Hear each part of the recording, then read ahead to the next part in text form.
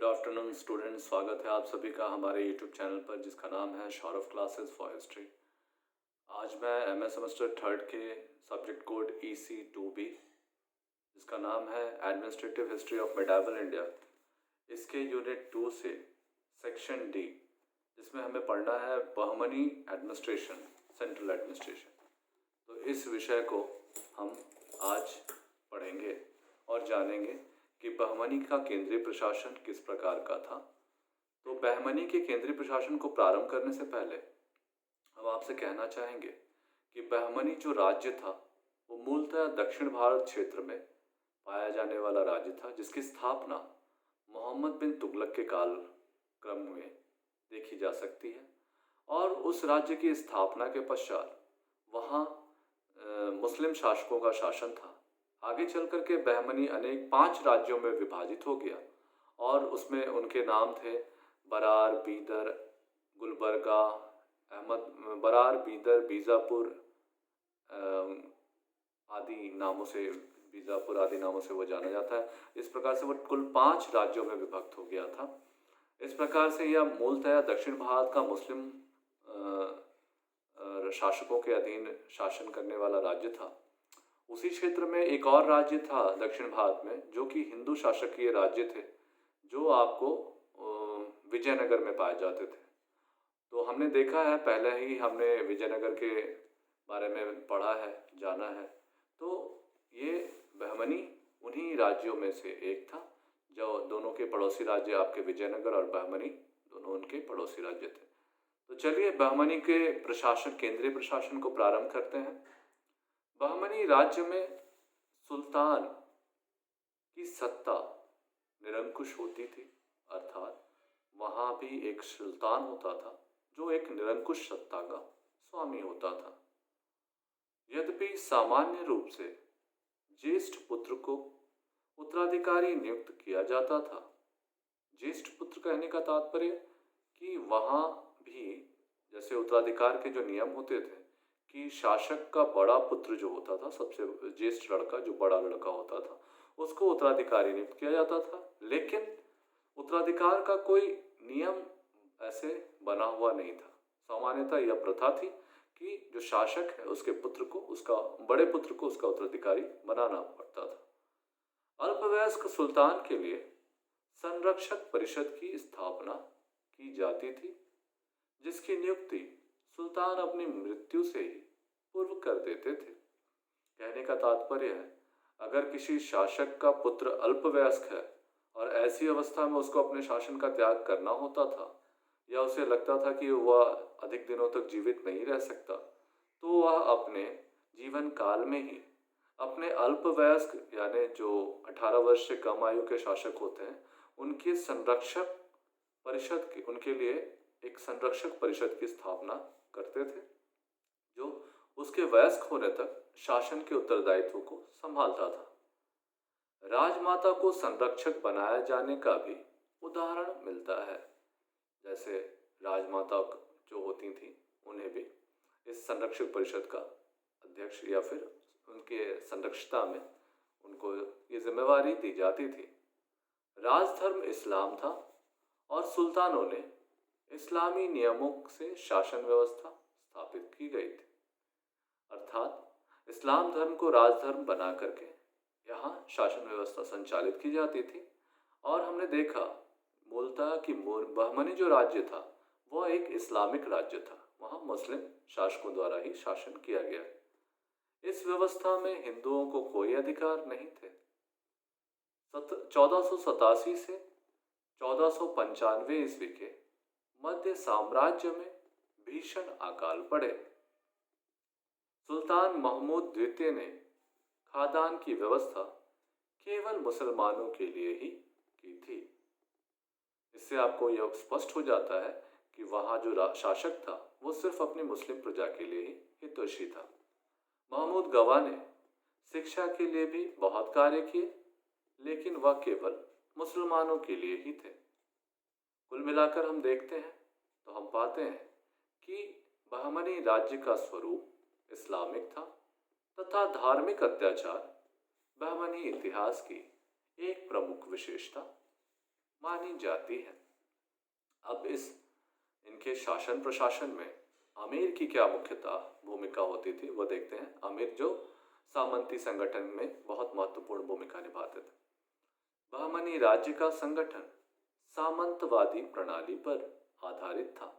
सामंतवादी प्रणाली का तात्पर्य होता है कि शासक अपने क्षेत्रों पर शासन करने के लिए अलग अलग पूरे साम्राज्य को विभिन्न प्रांतों में बांटता है और उन प्रांतों को सुविधा के लिए अन्य जिलों में बांटता है और वह शासन में सहायता के लिए अनेक सामंतों की नियुक्ति करता है और उन सामंतों को किसी विशेष क्षेत्र दे दिए जाते हैं।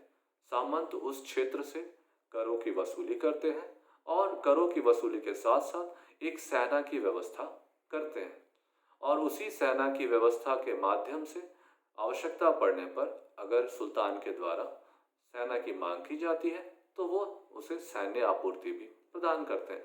यही सामंतवादी प्रणाली बहमनी में भी देखी जाती है। प्रारंभ में 4 प्रांत या अतरफ थे। अतराफ को प्रांत कहा जाता है, जो कौन कौन से थे? दौलताबाद, बरार, बीदर और गुलबर्गा। यानी साम्राज्य का विभाजन 4 अतरफों में किया गया था, बरार, बीदर, दौलताबाद और गुलबर्गा। तो दौलताबाद के प्रांतपति या तरफदार को मनसदे आली कहा जाता था। ठीक है, दौलताबाद के प्रांतपति या तरफदार को मनसदे आली कहा जाता था। बरार का मुजलिस ए आली, बरार के जो आपके अतरफ थे, तरफदार थे, जिन्हें प्रांतपति भी कहा जाता है, उसको मुजलिस ए आली के नाम से संबोधन किया जाता था। बीदर के तरफदार या प्रांतपति को आजम हुमायूं और गुलबर्गा के तरफदार या प्रांतपति को मालिक नयाब कहा जाता था। तरफदारों को अपनी सेना होती थी। इन प्रांतपतियों की शक्ति दुर्बल करने के लिए महमूद गवा ने साम्राज्य को 8 प्रांतों में विभाजित किया। कहने का मतलब है, ये जो 4 तरफदारों की नियुक्ति की गई थी बहमनी साम्राज्य में, ये धीरे धीरे इतने शक्तिशाली हो गए थे कि ये शासकों की भी अवहेलना करते थे। इसी समस्या के निदान के लिए आगे चलकर जो महमूद गवा जब वहाँ का शासक बना तो उसने अपने साम्राज्य को 8 भागों में विभाजित किया और सैनिक निरीक्षण की प्रणाली भी आरंभ की। उसने उनके हिसाब किताब की जांच भी आरंभ की, लेकिन वह इस सामंतवादी प्रणाली को दुर्बल ना कर सका। कहने का मतलब, ये जो सामंती प्रथा जिसकी नींव बहुत पहले रखी जा चुकी थी, यह उसे कमजोर नहीं कर पाया। वैसे उसका उद्देश्य था कि इनको और विभाजित करके इनकी शक्तियों को सीमित किया जाए। वह इसके लिए निरंतर प्रयत्नशील भी रहा, लेकिन ये सामंत काफी शक्तिशाली हो चुके थे और इन सामंतों की शक्ति को संकुचित नहीं किया जा सका। इस सामंत वर्ग की दूसरी विशेषता इसका प्रजातीय तथा धार्मिक संघर्ष था। समस्त सामंतवादी वर्ग 2 भागों में विभाजित थे। पहला भाग जो था वो विदेशी या अफाकी कहलाता था और दक्षिणी या गरीबी कहलाता था। 2 प्रकार के ये सामंत होते थे। गरीबी या दक्षिणी जो सामंत होते थे वह स्थानीय मुस्लिम वर्ग का होता था, जो काफी समय से दक्षिण में आकर बस गए थे। वे प्रायः सुन्नी मुसलमान होते थे। मुजाहिद शाह के समय से विदेशियों को आकर्षित करने तथा उन्हें ऊंचे पदों पर नियुक्त करने की नीति को प्रमुखता दी गई। मुजाहिद शाह जो शासक हुए बहमनी के, उन्होंने इन गरीबी सामंतों के अतिरिक्त विदेशी सामंतों को भी यहाँ बसने और सामंत बनने का अवसर प्रदान किया।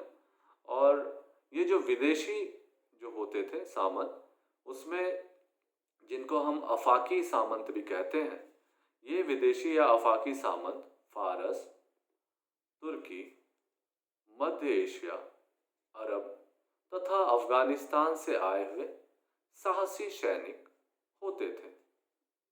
ये विदेशी मुसलमान मुख्य रूप से शिया इस्लाम के अनुयायी थे। आप लोग जैसा कि जानते हैं कि मुस्लिम संप्रदाय दो भागों में विभक्त है, शिया और सुन्नी। शिया जो है धार्मिक रूप से उदार होता है और सुन्नी संप्रदाय जो होता है वो धार्मिक रूप से कट्टर माना जाता है। कुछ अबिसिनियाई के मुसलमान भी थे, लेकिन वे सुन्नी थे और दक्षिणियों के साथ देते थे। इन दोनों दलों को पृथक सत्ता थी और इनकी प्रतिद्वंदिता का प्रभाव राजनीतिक तथा सामाजिक जीवन पर भी पड़ा। इस प्रकार से हम देखते हैं कि इनका जो सामंती प्रथा थी मूल रूप से दो भागों में विभक्त थी। एक भाग जो था वो सुन्नी था और एक भाग जो था वो शिया था। तो एक भाग जो आपका सुन्नी था वह वहाँ के क्षेत्रीय मुसलमान थे जो काफ़ी समय से आकर दक्षिण भारत में बस गए थे और उन्होंने इस्लाम धर्म के सुन्नी संप्रदाय को अपनाया था। इन्हें हम गरीबो दक्षिणी या गरीबो सामंत भी कहते थे और ये मूलतया सुन्नी अर्थात कट्टर इस्लामवाद के समर्थक थे। लेकिन आगे चलकर मुजाहिद शाह नाम का जब शासक बहमनी का शासक बना तो उसने विदेशियों को आकर्षित करने के लिए सामंत बनाने के लिए उसने प्रलोभन दिया, जिसके अंतर्गत फारस, तुर्की, मध्य एशिया, अरब, अफगानिस्तान आदि से चलकर ढेर सारे सैनिक भारत में विशेषकर दक्षिण भारत के राज्य में सामंत बनकर आए और वे लोग जो थे वो शिया संप्रदाय के समर्थक थे। उसमें एक और जो हम देखते हैं कि कुछ जो थे वो अबिसिनियाई मुसलमान थे और अबिसिनियाई मुसलमान जो थे वो भी सुन्नी समर्थक होते थे, वो भी सुन्नी इस्लाम को मानने वाले थे। तो अबिसिनियाई जो थे वो गरीबों या दक्षिणी जो आपके सामंत थे उन्हीं का साथ देते थे। इस प्रकार हम देखते हैं कि वहाँ का जो सामंती व्यवस्था था परस्पर दो गुटों में विभाजित हो गया था। एक वैसा वर्ग था जिसमें शिया धर्म के अनुयायी थे जो विशेषकर विदेशों से फारस, अफगानिस्तान, मध्य एशिया, तुर्की आदि क्षेत्रों से आकर साहसी सैनिक थे, जिसकी नियुक्ति मुजाहिद शाह के शासनकाल में बहमनी साम्राज्य के अंतर्गत की गई थी। और एक ऐसा वर्ग था जो दक्षिण भारत में आकर बसे हुए वैसे मुस्लिमों का था जो काफ़ी समय से वहाँ रहते आए थे। इसके अलावा वहाँ अबिसिनिया से आए भी दक्षिणी जो मुसलमान थे वो भी सुन्नी धर्म को ही मानते थे। इस प्रकार से यह परस्पर दो धड़ों में विभक्त था और ये दोनों धड़ों के बीच हमेशा संघर्ष या मतभेद होते रहते थे। चलिए अब हम इसके मंत्री परिषद को समझने का प्रयत्न करेंगे। प्रशासन के संगठन का सबसे महत्वपूर्ण सुल्तान महमूद प्रथम के काल में हुआ, अर्थात जो इनका बहमनी का प्रशासनिक व्यवस्था जो थी उसको संगठन करने का जो सबसे पहला प्रयास हुआ वह प्रयास मोहम्मद प्रथम के काल में शुरू हुआ और यह प्रशासन व्यवस्था लगभग उसी अवस्था में, यानी जिस तरह से मोहम्मद शाह प्रथम ने प्रशासनिक व्यवस्था की नींव रखी, उसी प्रशासनिक व्यवस्था का संचालन लगभग संपूर्ण बहमनी साम्राज्य के काल में चलता रहा। सुल्तान ने 8 मंत्रियों को नियुक्त किया था जो इस प्रकार थे। तो सुल्तान ने जो इनका नाम मोहम्मद शाह प्रथम था, इन्होंने बहमनी के लिए केंद्रीय प्रशासनिक संगठन की नींव रखी जो संपूर्ण बहमनी साम्राज्य के शासनकाल में एक समान देखा जाता है। इन 8 मंत्रियों के नाम और कार्य इस प्रकार थे। पहला जो मंत्री था उसका नाम था वकील सल्तनत या सल्तनत का नायाब। तो वकील सल्तनत जो होते थे वो दरअसल सुल्तान की अनुपस्थिति में शासन भार को संभालते थे, यानी ये दूसरे दर्जे का अधिकार, ये शासन का प्रमुख अधिकारी माना जाता था। इसके पश्चात दूसरा जो महत्वपूर्ण मंत्री पद था वह था वकील कुल या प्रधानमंत्री, जो अन्य मंत्रियों का निरीक्षण करते थे। कहने का मतलब है जो वकील कुल का जो पद था वह प्रधानमंत्री का पद था। वह सुल्तान और विभिन्न मंत्रियों के साथ समन्वय बना करके उनका निरीक्षण और उसका कार्यान्वयन को देखते थे। तो यह भी काफी महत्वपूर्ण पद माना जाता है। इसका तीसरा महत्वपूर्ण पद था अमीर जुमला या वित्त मंत्री।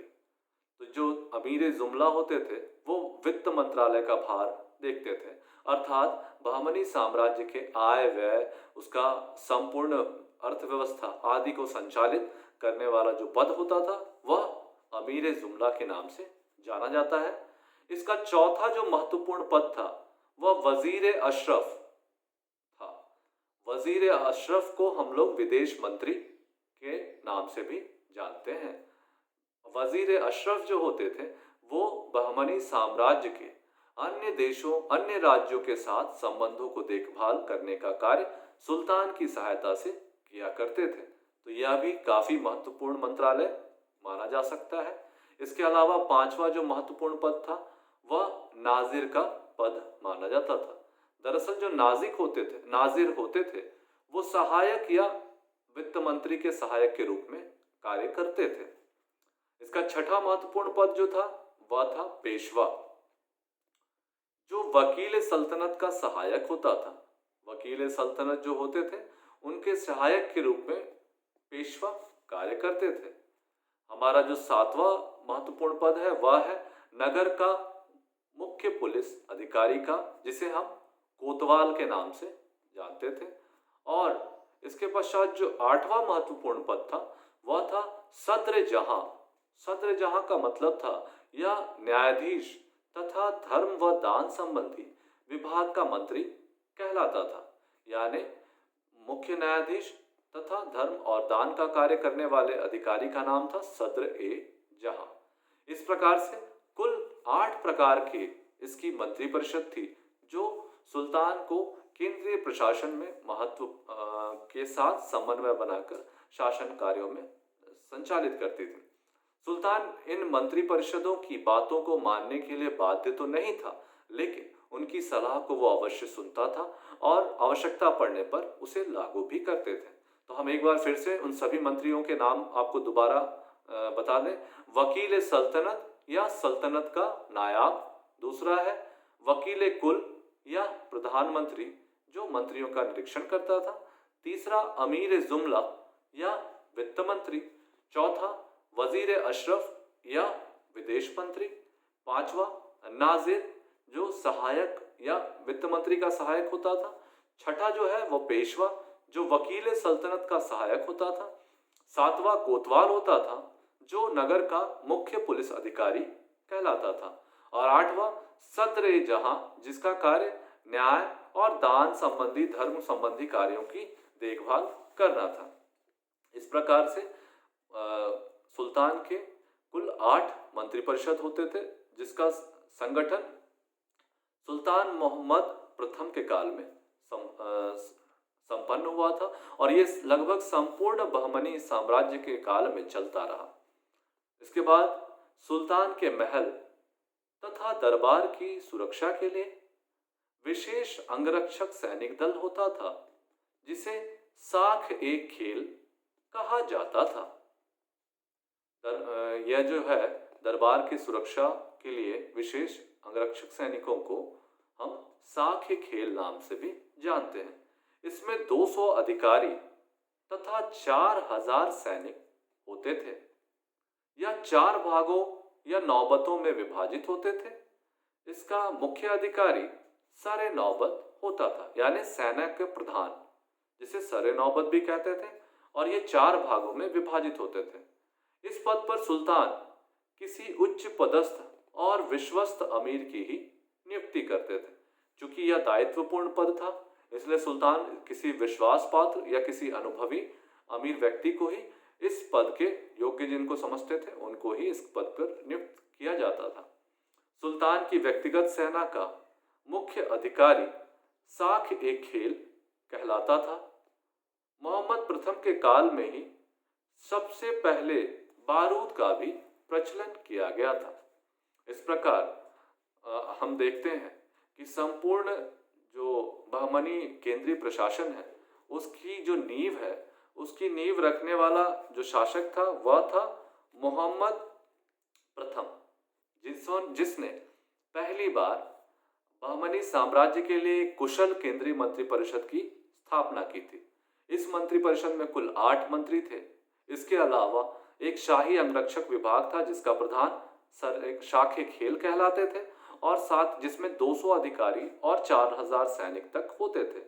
और इनका जो सबसे प्रमुख अधिकारी होता था उसको हम सरे नौबत कहते थे, जो सेना का प्रधान होता था और इस पद पर किसी विश्वस्त या कुशल अमीर की ही नियुक्ति की जाती थी। कुल मिलाकर बहमनी प्रशासन की यह विशेषता हम देखते हैं कि यह मूल रूप से दिल्ली के सल्तनतकालीन सुल्तानों की शासन व्यवस्था से प्रेरित थी। उन्होंने भी अपने साम्राज्य के कुशल प्रबंधन के लिए 8 मंत्रियों की एक परिषद गठित की थी और उनके अलग अलग कार्य और दायित्वों को दिया था। ये प्रत्येक मंत्री अपने व्यक्तिगत रूप से अपने जो उनका पद था उस पद के अनुरूप व्यक्तिगत रूप से उत्तरदायी होते थे उसके सफल संचालन हेतु। यदि वे अपने कार्यों को कुशलतापूर्वक नहीं करते थे तो सुल्तान उसको कभी भी उनके पद से पदच्युत कर सकता था। और ये जो मंत्रिपरिषद के सदस्य होते थे ये सुल्तान को सलाह देने का कार्य करते थे और शासन कार्यों में उसकी सहायता किया करते थे। लेकिन सुल्तान की शक्ति असीमित थी और वह इन मंत्रिपरिषद के सुझावों को मानने के लिए बाध्य नहीं था। वह अपनी सूझबूझ, अपनी प्रशासनिक योग्यता के अनुसार शासन कार्यों को संचालित करने का कार्य करते थे। तो कुल मिलाकर हम देखते हैं कि बहमनी की केंद्रीय मंत्रिपरिषद और केंद्रीय प्रशासनिक व्यवस्था काफ़ी सफल और अच्छी थी, जिस वजह से इन्होंने काफ़ी लंबे समय तक दक्षिण भारत के क्षेत्र पर बहमनी साम्राज्य पर अपना शासन किया। और यह तात्कालीन समय में उनके समकालीन हिंदू जो शासक थे, विजयनगर के शासक, उनसे उन्होंने हमेशा लोहा लेते रहे, उनसे लड़ते रहे और संघर्ष चलता रहा। अंततः उन्होंने इसी प्रशासनिक व्यवस्था के दम पर 1565 में विजयनगर को तालीकोटा के युद्ध, या जिसे हम बन्नी हट्टी का युद्ध या राक्षसी तगड़ी का युद्ध भी कहते हैं, उस युद्ध में पूरी तरह से उसको निस्तनाबूद कर दिया और उसकी सत्ता को समाप्त कर दिया। इस प्रकार से हम इस विषय को यहाँ विराम देना चाहेंगे। हमें उम्मीद है कि बहमनी साम्राज्य के केंद्रीय मंत्रिपरिषद से संबंधित आपकी सारी समस्याओं का निदान हो गया होगा। यदि आपको इससे संबंधित कोई भी समस्या हो तो आप हमें कमेंट में अपने सवाल भेज सकते हैं।